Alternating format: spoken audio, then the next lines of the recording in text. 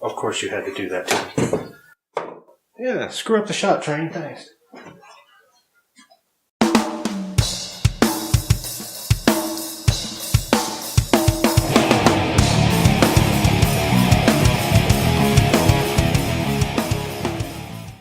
Now that I had a track plan in place, it was time to start making benchwork. One of the good things about the way I build modules is that I can always take them apart and reuse the lumber and screws for my new builds. And buddy boy, I sure got a lot to start with.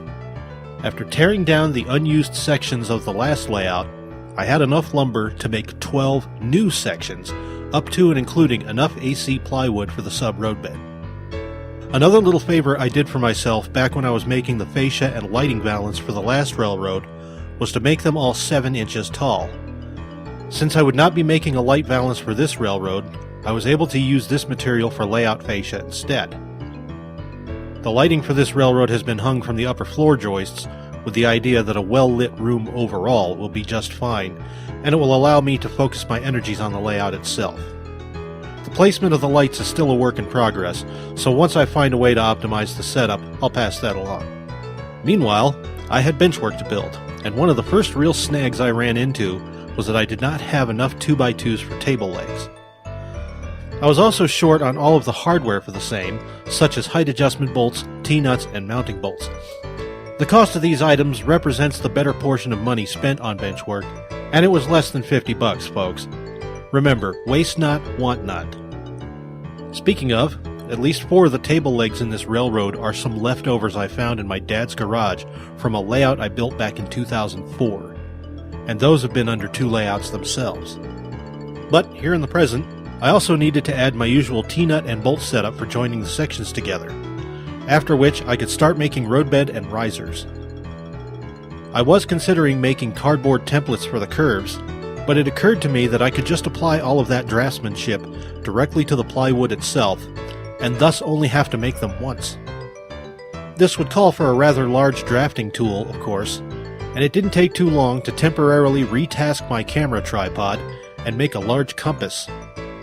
By drilling a hole for the marker in one end, and aligning measurement points on the other end with the center of the tripod, I was able to swing something close to accurate curves, and do so without having to buy any new plywood, as I could apply this to whatever odds and ends I already had. I eventually stitched up enough timber to lay down some track, although I will have to relocate a pair of bridges that were cut in before I realized the mistake I had made in my track plan and fixed it. Again, recycling saved my bacon on track work. Much of the track I needed would be for about 60 feet of single track running with no turnouts, and the vast majority of this came from the Atlas Metals and Rice Yard modules. I had to clean a little scenery material off in the tub with some warm water and a softish wire brush, but it came clean. The only other bugaboo was that I had soldered feeders to much of this, so a few ties had to be taken out where a curve was involved. On the other hand, I ended up with a lot of pre-tinned solder points on which to add new feeders, so I'm still smiling. Since we're talking wiring, yes, I recycled a lot of that as well. But for some auxiliary bus wires, I was almost able to run end-to-end with what I already had from the last layout, so all of this was quickly assigned and installed, because I hadn't run trains in a while and I was starting to get antsy. All of the wiring was tested and bulletproofed using my old MRC Tech 2 cab, and the auxiliary lines were rearranged into more of a W configuration to avoid having to run unused aux buses all the way around the peninsula and back. They may be added later on an as-needed basis. By the way, one tip I heard about wiring, and I credit this to Lionel Strang's podcast, A Modeler's Life, was to avoid quick connectors like Scotch locks and the like, and just solder the feeders to the bus lines and tape them off. It's quite reliable, and it saves the trouble of tracking down and purchasing connectors, since any model railroader should have and know how to use a soldering iron, right? Right? Very good. With all of the work done under the hood, so to speak, I went out for a 2x8 sheet of 2-inch foam board just to see how much I could fill in with it. I got at least half done, so I figure I only need another sheet to finish the blank areas between fascia and roadbed. I set my riser height at 2 inches above the framing, with the roadbed adding another 3/4 inches overall to the height. This means, of course, that I would have to add a few strips of 3/4 inch plywood under the foam, in order to set them at the correct height. This also made a side benefit in that I had a small area under the foam for wire runs without having to drill into the framing.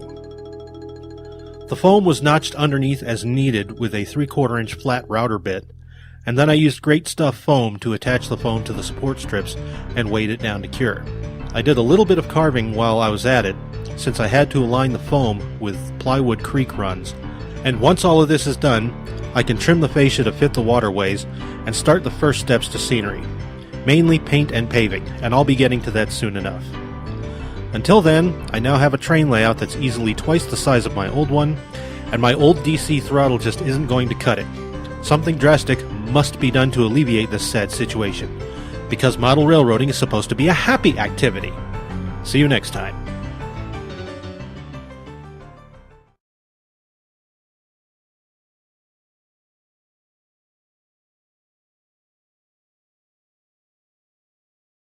Alright, so all of that took about 3 weeks, and a lot of that was because I didn't have to wait for parts and materials, save for the short list of things that I mentioned during the video. So now, besides scenery work and getting things prepped for that, I had to make a major change and get the railroad out of the Stone Age and into the 21st century. And we'll talk about that on the next video. See you then.